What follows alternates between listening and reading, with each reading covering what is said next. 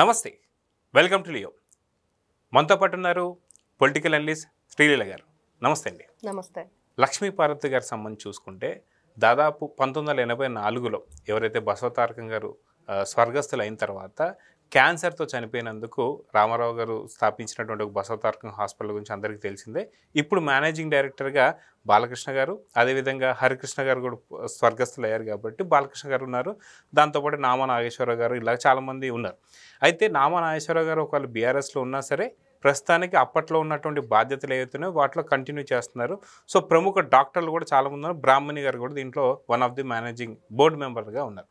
అయితే ఇది ఎప్పుడో అన్న ఎన్టీఆర్ గారు తనకు రాసిచ్చేశారని చెప్పి, దానికి సంబంధించి సాక్ష్య సంతకాలు ఇద్దరి ఉన్నాయని చెప్పి, ఆ ఇద్దరిలో కూడా ఇద్దరు చనిపోయినందుకు వాళ్ళిద్దరు పిల్లలు కూడా మా నాన్నగారిది సంతకం చెప్తానికి రెడీగా ఉన్నారని చెప్పి కోర్టు కేసుకోవడం, చాలా సుదీర్ఘ కాలం తర్వాత కేసు కొట్టేయడం, మొత్తాన్ని దీన్ని ఎలా చూడాలంటారు? అసలు లక్ష్మీ పార్వతి ఎవరైతే ఎన్టీ రామారావు గారి భార్య, ఆ మాట అనటానికి కానీ వినటానికి కానీ తెలుగు ప్రజానికం ఎవ్వరూ కూడా సహించలేనటువంటిది ఆ విషయం. ఎవ్వరూ కూడా ఇప్పుడు ఆవిడ కొత్తగా అసలు నేను ఆయన భార్యనని చెప్పుకుంటూ ఆ రోజున జనంలోకి ఆయన పక్కన వస్తున్నా కూడా ఎవ్వరూ సహించలేదు.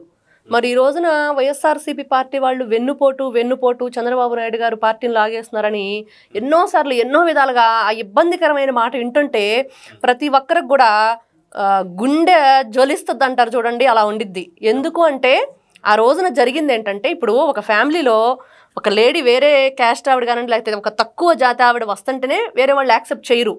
అలాంటిది విశ్వవిఖ్యాత నట సార్వభౌముడు నందమూరి తారక రామారావు గారు, వాళ్ళ ఫ్యామిలీ, పిల్లలు, మరి వాళ్ళకున్న బ్యాక్గ్రౌండ్ ఏంటి, వాళ్ళందరూ కూడా ఈ దారిని పోయే దానమని తీసుకొచ్చి నేను పెళ్లి చేసుకున్నాను అని చెప్పగానే వాళ్ళందరూ ఎలా రియాక్ట్ అయ్యి ఉంటారు ఆ రోజున? సరే, ఆవిడ వచ్చేసి ఆవిడ యొక్క ఏంటి హావభావాలు కానివ్వండి, ఆవిడ ప్రవర్తన కానివ్వండి, ఏదైనా సరే ఏ విధంగా అక్కడ చూపించింది. ప్రతి ఒక్కరూ కూడా ఆమెను ఎవ్వరూ యాక్సెప్ట్ చేయలేదు. చివరికి అక్కడ ఉన్న ఎమ్మెల్యేలు, మంత్రులు ఎవ్వరూ కూడా అసలు రామారావు గారి పక్కన ఈ రాక్షస్ ఏంటి, నిజంగా ఒక తాటకినే ఇక్కడికి వచ్చింది అని చెప్పేసి అనుకున్నారు తప్పించి ఆవిడ ఎక్కడా కూడా అసలు దేనికి తీసుకోలేదు. ప్రతి ఒక్క దాంట్లో వేలు పెట్టడం, అన్నీ నాకు కావాలి, సర్వ హక్కులు నాకు కావాలని ఆమె ప్రవర్తన ఉండేది. అలాగా ఆమెను వ్యతిరేకించారు. ప్రతి ఒక్కరూ వ్యతిరేకించి పార్టీని ఎలా కాపాడుకోవాలి, అసలు ఈవిడ పార్టీని భూస్థాపితం చేయడానికి మాత్రమే వచ్చింది, రామారావు గారిని కూడా ఇంకా అసలు మనకు దక్కనివ్వదు, ఈయన ప్రాణాలతో ముందు చూస్తామా చూడమా. నేను చిన్నపిల్లలండి, మా తాతయ్య గారు కూడా చెప్పేవాళ్ళు చివరికి, దీన్ని కొంతమంది కుట్రపూరితంగా రామారావు గారి మీదకి పంపించారు, ఇది ఆయన చంపేసిద్ది, బ్రతకనివ్వదు, ఇట్లాంటి ఆవిడ ఉండకూడదు, మరి ఇట్లా జరుగుతుందని చెప్పేసి ప్రతి ఒక్కరిలో, పల్లెటూరులో ఎక్కడో ఉండే వాళ్ళకు కూడా ఆ భయం అనేది ఉండేది. మరి అట్లాంటిది మరి ఇంట్లో ఉండే వాళ్ళ కుటుంబ సభ్యులకి ఎట్లా ఉండేదంటే, నిజంగా హరికృష్ణ గారి అమ్మాయి సుహాస్ని ఎవరైతే ఉన్నారో ఆవిడ పెళ్లికి కూడా రామారావు గారిని వెళ్ళనీయకుండా అడ్డుకుంది. ఎన్నో ఆరోపణలు, ఒకటి కాదు. ఇట్లాంటి ఆవిడని ఈ రోజున దాంట్లో మేనేజింగ్ డైరెక్టర్గా ఆయన నియమిస్తూ వీలునామా రాశారని చెప్పేసి వీడు ఒక ఫాల్స్ ఎలిగేషన్స్ తీసుకొని వచ్చేసి కొత్తగా కోర్టులో ఏదో చేయాలని ప్రయత్నించింది. వెంట్రుకేసి కొండలు లాగుదాం, వస్తే కొండ పోతే వెంట్రుక అన్నట్లుంది ఆవిడ అది ఏదైతే చేసిందో అవన్నీ కూడా. కానీ ఎక్కడ ఎప్పుడు కూడా ఆవిడ మాట పలకటానికి కానీ, ఆవిడ పేరు ఉచ్చరించడానికి కానీ బాలకృష్ణ గారు కానీ ఇటు చూసుకుంటే ఎవరు కూడా కుటుంబ సభ్యులు ఎప్పుడు కూడా ఎక్కడ ఆవిడ గురించి ప్రస్తావించరు. ఎందుకంటే మురుగుంట్లో రాయేస్తే చింది మన మీదే పడిద్ది. కాబట్టి అట్లాంటి దాన్ని నిజంగా మనం మాట్లాడినా కూడా మనకు కూడా చాలా ఇబ్బంది అట్లాంటి వ్యక్తి గురించి అని ప్రతి ఒక్కరూ లెక్కలో తీసుకోలేదు. కానీ కొత్తగా ఈరోజు ఏదో చేద్దాం, ఏదో ఒకటి కొత్తగా ఏదో ప్రయత్నం చేసి మరి వస్తే వచ్చిద్దేమని చెప్పి ఒక కొత్త ప్రయత్నం చేసింది. మరి అదేమో ఫలించలేదు. నెక్స్ట్ టార్గెట్ మరి ఏం చేయబోతుంది అనేది చూడాలి ఆవిడ. అయితే మనం చూసుకుంటే ఎన్టీ రామారావు గారి సతీమణిగా చెప్పుకుంటూ, అదిగాక తను వచ్చిన తర్వాతనే పూర్తి కుటుంబంలో చీలికలు వచ్చేసాయి. అటు ఫ్యామిలీకి కానీ ఇటు పార్టీలో కానీ చాలా రకాల ఏమంటారనమాట పూర్తి విభిన్నాలు వచ్చేసి విచ్ఛిన్నం అయిపోయింది. దాని తర్వాత 4-5 పార్టీలు, ఏదైతే తెలుగుదేశం పార్టీ లాంటి పార్టీ కూడా 4 పార్టీలుగా ఏర్పడడానికి కూడా తనే కారణం అని చెప్పేసి అయితే తెలుస్తుంది. సరే, ఒకవేళ అన్న ఎన్టీఆర్ గారికి సంబంధించి నిజంగా సతీమణి అయి ఉంటే ఒక గృహిణిగా ఇంట్లోనే కూర్చుంటే నీకు తగిన విలువ దక్కేది. కానీ ఇప్పుడు ఏ పార్టీలో ఉంది అంటే వైసీపీలో ఉంది.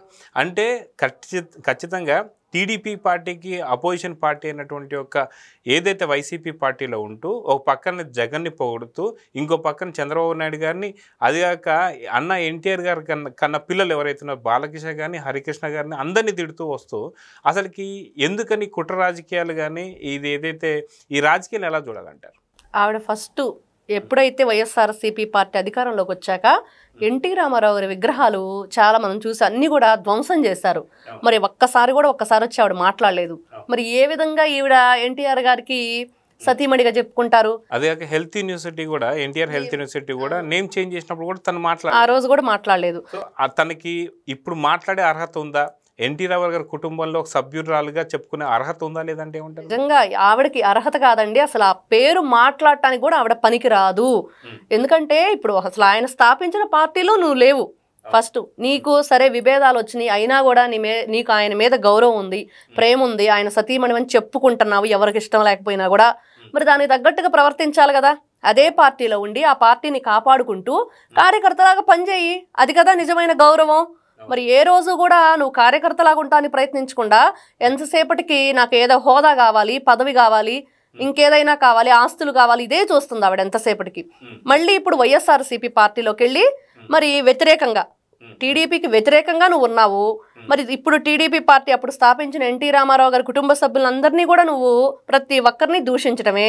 ప్రతి ఒక్కరిని బాబు గారిని మాట్లాడితే చంద్రబాబు నాయుడు గారిని, మరి పిల్లల్ని నీకు పెంపకం చేత కాదని చెప్పేసి లోకేష్ని ఎలా పెంచావని ఒకటి కాదు, మరి ఇన్ని విధాలుగా మాట్లాడుతూ ఈ రోజున సిగ్గు లేకుండా వచ్చేసి అదే వాళ్ళ ఆస్తిని ఏ విధంగా ఈవిడ కావాలనుకుంటుంది.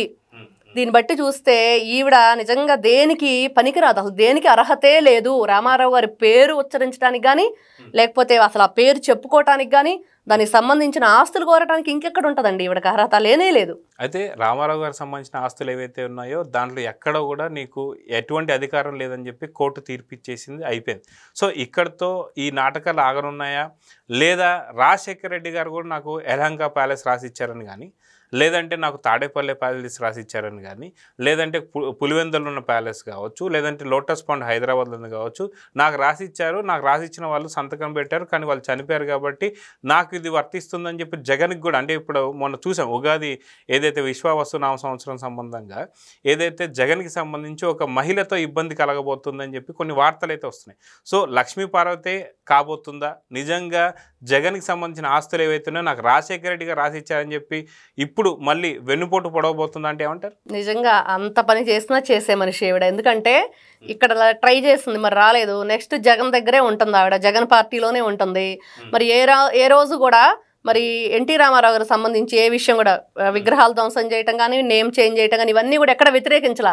మరి అట్లాంటిది ఎందుకు మీ పార్టీని, నా భర్త పెట్టిన పార్టీ ఉన్నా కూడా మరి అక్కడ ఉండకుండా ఎందుకు వచ్చానంటే కేవలం వీళ్ళ దగ్గర ఉన్న ఆస్తుల కోసమే వచ్చాను. మరి దానికి సంబంధించి నేను కూడా నిజంగా ఈ రోజున తల్లితో చెల్లితోనే ఆయన వేగలేక చచ్చిపోతున్నాను, ఇదేంట్రా బాబు మళ్ళీ ఇంకొక కొత్తదా నాకు అని చెప్పేసి అనుకునే పరిస్థితి నిజంగా ఉండొచ్చు. మీరన్నట్లుగా విశ్వావసనామ సంవత్సరంలో ఒక లేడీ వల్ల ప్రాబ్లం ఉంది అని చెప్పేసి ఎవరైతే పండితులు చెప్పారో అని అంటున్నారో, నిజంగా అది ఈవిడే అవ్వబోతుందా అంటే అంతటి ఘనత ఈవిడకుంది. అట్లాంటి పనులు చేసే ఆవిడే. నిజంగా వీళ్ళ హస్బెండే స్వయంగా వీరగంధం ఎవరైతే సుబ్బారావు అనే వ్యక్తి ఉన్నారో ఆయనే చెప్పారు, ఇదొక రాక్షసి, ఇదొక శూర్పణఖ, తాటకి, నిజంగా స్త్రీ జాతికే కళంకం. మరి ఇట్లాంటి ఆవిడ మరి అక్కడ చేరి ఎన్ని విధాలుగా వాళ్ళ వంశాన్ని సర్వనాశనం చేయటానికి చూస్తుందంటే ఈ రోజున ఒక కార్యక్రమం అయితే జరిగింది. దానికి సంబంధించి కోర్టు కూడా చెప్పుతో కొట్టినట్లు అన్నట్లుగానే ఉంది. ఎందుకంటే నిజంగా అది ఆవిడకి తగనది. ఏ రోజు అర్హత లేని వ్యక్తి, అట్లాంటి వ్యక్తికి ఖచ్చితంగా మంచి సమాధానం వచ్చింది. నెక్స్ట్ టార్గెట్ జగన్మోహన్ రెడ్డి గారు. అంటే నిజంగా ఈ రోజున ఆయన ఎదుర్కొంటున్న కేసుల్లో మరి ఈవిడ కొత్తగా వచ్చేసి ఎంటర్ అయ్యి మరి రాజశేఖర్ రెడ్డి గారు రాశారా, మరి రాజారెడ్డి గారు రాశారా, ఎవరో ఒకరు రాశారు. మరి ఇట్లాంటి కాగితాలు ఎన్నైనా సృష్టించగలరు వీళ్ళు. ఆ పేపర్స్ తీసుకొని రేపో మాపో జగన్మోహన్ రెడ్డి గారి మీద కూడా ఈవిడ కోర్టుకు వెళ్ళే అవకాశం ఖచ్చితంగా ఉంటుంది. సో చూద్దామండి, ఖచ్చితంగా నెక్స్ట్ టార్గెట్ ఎవరు, దేని మీద చేయబోతుంది లక్ష్మీ పార్వతి అనేది చూద్దాం. మరి నమస్తే. నమస్తే.